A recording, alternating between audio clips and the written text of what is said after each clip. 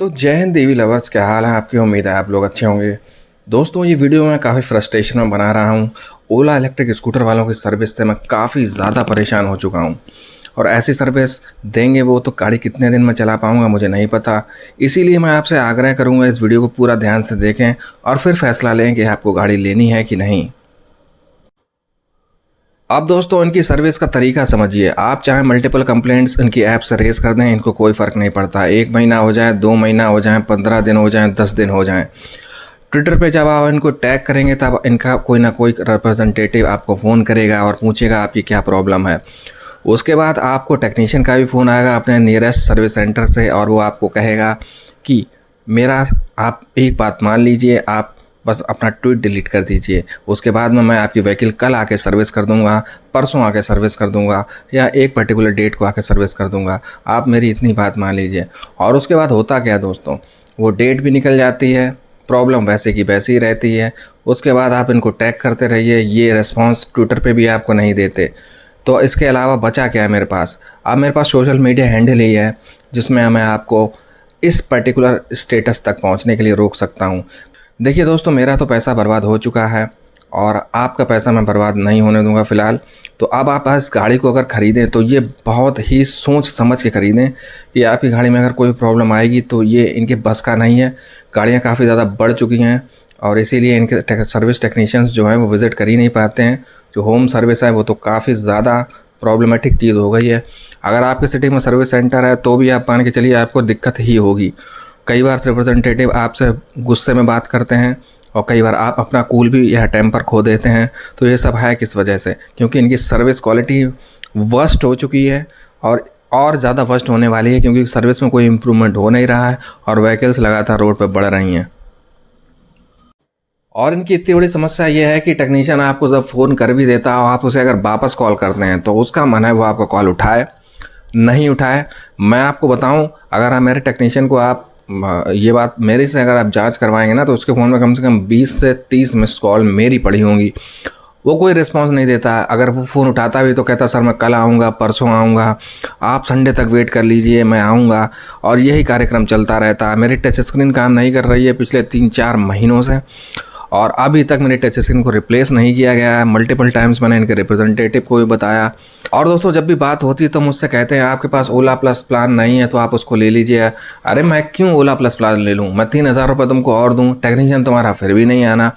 अगर आप गारंटी लेते हैं कि टेक्नीशियन आपको 2 दिन में विजिट करेगा, मैं ओला प्लस प्लान क्या, ओला प्लस प्लान के दोगुने रुपये आपको दे दूँ? लेकिन मैं क्यों दूँ?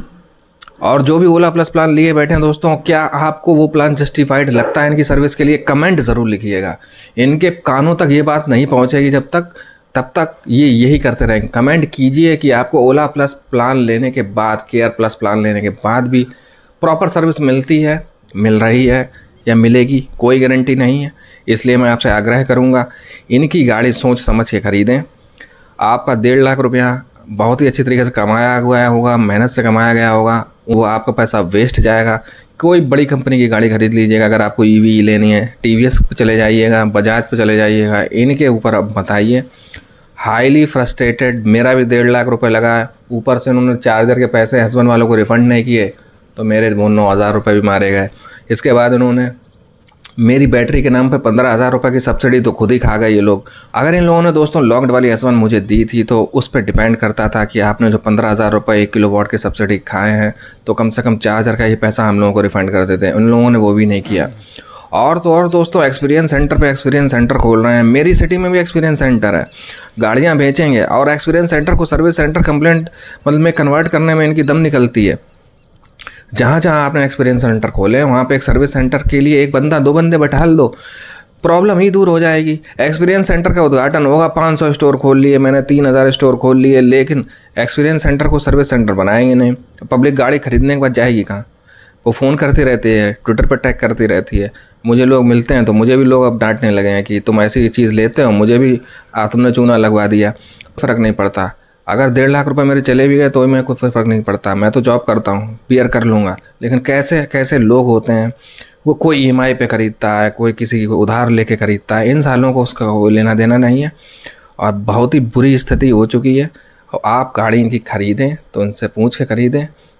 अगर आप इनकी गाड़ी खरीदें तो दोस्तों सोच समझ के खरीदें। कोई सर्विस नेटवर्क है नहीं इनका, जहाँ है वहाँ पर 100-200 गाड़ी सर्विस सेंटर पर खड़ी ही रहती हैं, टेक्नीशियन इतने हैं नहीं। अब यूपी का हाल आपको बताता हूँ। उत्तर प्रदेश में 75 डिस्ट्रिक्ट्स हैं और इनके पास दोस्तों 25 बंदे हैं, जिसमें से more than half untrained staff है जो बाहर नहीं जाता, वहीं सर्विस सेंटर पर बैठे बैठे सर्विस करता है जहाँ जहाँ पे सर्विस सेंटर हैं। बचे 10-12 लोग, वो सारे डिस्ट्रिक्टों में कहाँ तक मारे मारे घूमेंगे। ये स्टाफ रिक्रूट करते हैं, बंदे छोड़ के भाग जाते हैं।